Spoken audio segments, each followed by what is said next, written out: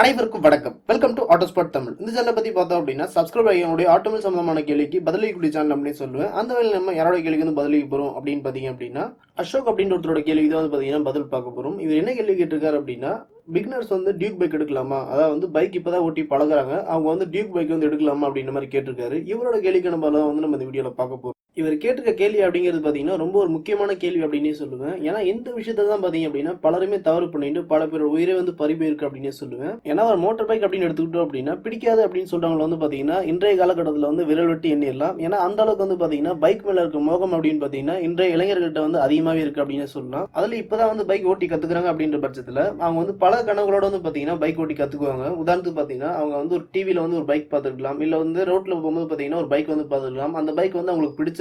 இந்த பைக்கை வந்து எப்படியாவது நம்ம வண்டி ஓட்டி கத்துக்கிட்டு வாங்கணும் அப்படின்ற மாதிரி வந்து ஒரு கனவுல இருக்கலாம். அதெல்லாம் வந்து நான் தப்புன்னு சொல்லல.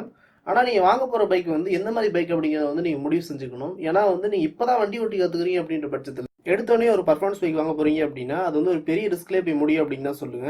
நீங்க யோசிக்கலாம், எல்லாருமே வந்து பைக் ஓட்டாங்களே, நான் ஓட்டக்கூடாதா, எனக்கு வந்து அந்த பைக் மேல ஆசை இருக்கிறது தப்பா அப்படின்ற மாதிரி நீங்க யோசிக்கலாம்.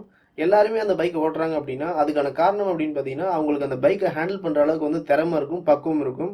ஆனா நீங்க இப்பதான் வந்து ஓட்டி கத்துக்கிறீங்க அப்படின்ற பட்சத்துல நார்மலான ஒரு சிம்பிளான ஒரு லோ சிசி பைக் ஓட்டுறதுக்கே வந்து பாத்தீங்கன்னா உங்களுக்கு பக்குவம் வந்து பத்தாது. எந்த இடத்துல வந்து ஸ்லோவா பிரேக் விடணும், எந்த இடத்துல வந்து நம்ம சடன் பிரேக் அடிக்கணும், பள்ளமேட்ல எப்படி வண்டி பார்த்து ஓட்டணும், இன்னும் டீட்டெயிலா சொல்லணும் அப்படின்னா நம்ம வண்டியில வந்து இண்டிகேட்டர் போடுறதுல கூட வந்து பாத்தீங்கன்னா நம்ம வண்டி ஓட்டி கத்துக்கும் போது வந்து அவ்வளவு சீக்கிரம் அந்த பழக்கம் வந்து வந்துடாது. நம்ம யோசிச்சு யோசிச்சு தான் வந்து பாத்தீங்கன்னா வண்டியோட இண்டிகேட்டரே வந்து ஆன் பண்ணுவோம். இதே வந்து நல்லா ஓட்டி கத்துக்கிட்டவங்களா இருந்தாங்கன்னா என்ன பண்ணுவாங்க அப்படின்னு பாத்தீங்கன்னா ரைட் திரும்ப போறோமா ஆட்டோமேட்டிக்கா வந்து பாத்தீங்கன்னா கை வந்து அந்த இண்டிகேட்டர் சுவிட்சுக்கு வந்து போயிடும். அந்த அளவுக்கு வந்து பாத்தீங்கன்னா அவங்களுக்கு பக்குவம் இருக்கும். இந்த பக்குவம்லாம் வரணும் அப்படின்னா எப்படி வந்து ஒரு வருஷமா வந்து பாத்தீங்கன்னா ஒரு லோ சிசி பைக் வந்து நீங்க ஓட்டி கத்துக்கிட்டீங்க அப்படின்னா தான் வந்து உங்களுக்கு இந்த பக்குவம் வந்து வரும். அதுக்கப்புறம் வந்து நீங்க ஹை சிசி பைக் எடுக்கிறது வந்து எந்த ஒரு தவறுமே கிடையாது. இவர் கேட்ட மாதிரி வந்து டியூக் பைக் கூட வந்து எடுத்து ஓட்டலாம், தப்பே கிடையாது.